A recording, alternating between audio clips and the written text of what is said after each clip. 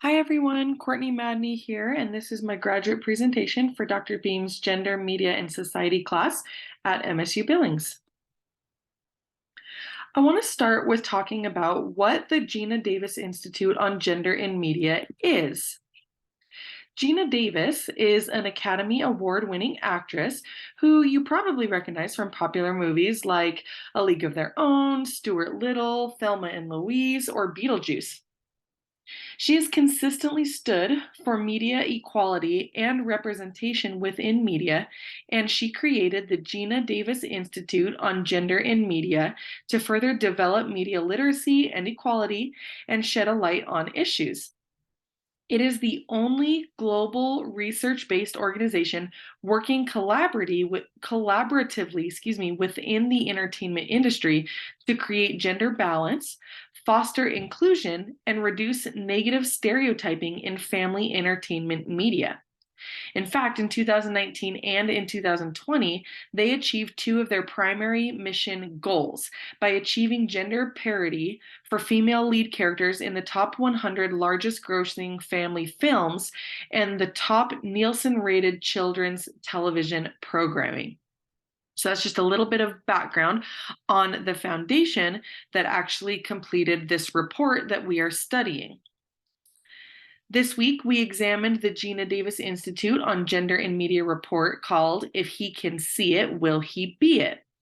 They say the purpose of this report is to examine messages about masculinity present in popular television programming among boys ages 7 to 13. This is because a lot of research has already occurred with females in that same age group, but it hasn't yet for males. And so the Gina Davis Institute was really interested in honing in on that specific age group within the male demographic. The Gina Davis Institute on Gender in Media started this project in 2019 using data available from 2018 programming. They studied the top 25 television programs for boys, again, ages 7 to 13. The study included a total of 3,056 characters from over 447 episodes.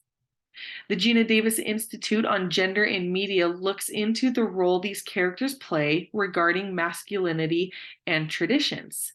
They note that on television and throughout the study, characteristics of, quote, real men included the following traits. So they were self-sufficient, tough, physically attractive without effort.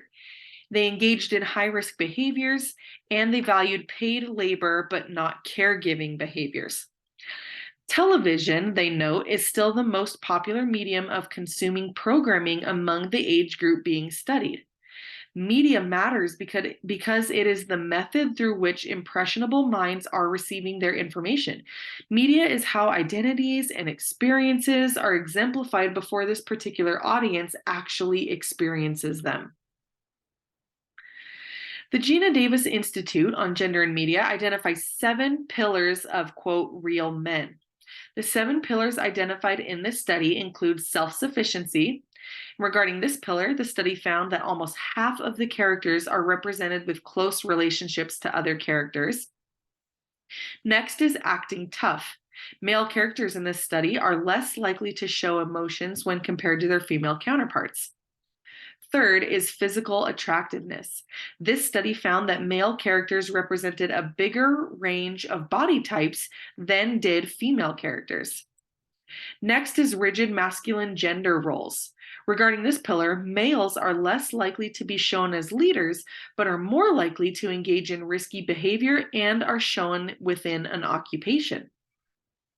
Fifth is heterosexuality and homophobia. The study found that characters in the LGBTQA+ community were extremely underrepresented. Sixth is hypersexuality. Regarding sexuality, consent is a respected and popular theme. And last is aggression and control. Regarding aggression and control, males were more likely to be shown participating in aggressive acts when compared to their female counterparts. Now, you can see here there are a bunch of statistics popping up on the screen. as well as different findings from this report. The figures are a really easy way to get a quick grasp of what was discovered. And then there are some flags down at the bottom that just have statements dealing with the findings of the report. Some of the ones that I'm going to point out deal with both the figures and the flags. Regarding gender, the Gina Davis Institute on Gender in Media found that male and female representation on screen was surprisingly equal overall. That's represented in Figure 1 as well as in Figure 2 in regards to female leads. They found that leading characters included more representation than supporting or minor characters. Regarding sexual orientation, they found, again, that members of the LGBTQIA+ community are extremely underrepresented in television shows that the boys age 7 to 13 are watching. And they note that movies are more inclusive to LGBTQIA+ roles. Regarding disability status, this study found that overall, characters with a disability were only 1.5% of characters represented, while 98.5% did not have a represented disability. Media is one clear way that boys learn the rules of masculinity, and the findings of this study show that harmful aspects of masculinity are both challenged and reinforced in the most popular boys' TV shows. The positive findings are as follows. There is a gender parity with leading characters, screen time, and speaking time. This runs counter to a popular misconception that boys will not watch content featuring girls and women. A high percentage of male characters are shown in close friendships, which challenges the masculine stereotype of men as loners. Few male characters are portrayed engaging in sexually aggressive behaviors, which challenges the masculine stereotype that centers male sexual conquest at all costs. When it comes to reinforcing harmful aspects of masculinity, they found the following in this study. Male characters are shown engaging in risk-taking behaviors at a high rate. Male characters are also shown working in paid labor at a higher rate than female characters and are rarely shown as competent caretakers, which reinforces the masculine norm of men as the breadwinner and women as the caregiver. A sizable number of male characters are shown as violent, which reinforces the idea that violence and aggression are intrinsically tied to being a man. People of color are underrepresented in boys' TV content, as are LGBTQIA+ characters and characters with disabilities. I liked this quote from the report, which says, "Just as what we see on screen matters, what we don't see on screen matters as well. When we fail to represent this diversity on screen, we also deny youth the chance to draw inspiration from characters that make them feel seen and reflect their realities."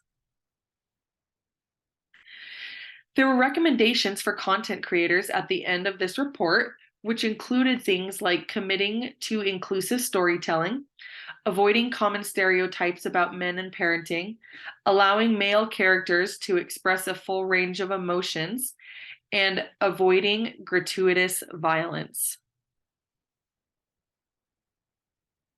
There were also recommendations for parents and leaders, and the authors suggested things like avoiding media that reinforces damaging gender norms, finding media that challenge gender norms and then identifying healthy or positive role models, calling out stereotypical depictions of manhood in the moment, and maintaining an open dialogue and actively reaching out to boys with help and support. If you are interested in reading this study in its entirety, here's the reference for you to access that report.